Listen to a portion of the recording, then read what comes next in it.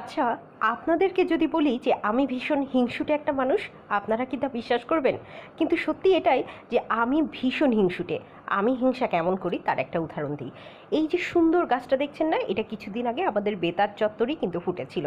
বাগান বিলাসের এই গাছটা পুরোটা মানে কোনো পাতা ছিল না, শুধু ফুল আর ফুল ছিল।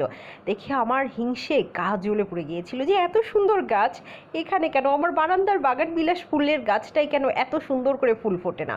সত্যি এখানে আমাদের যে মালি আছেন বাবুল ভাই প্রচুর গাছের পরিচর্যা করেন এবং এত সুন্দরভাবে গাছটা ফুল ফুটেছে বলার মতো না।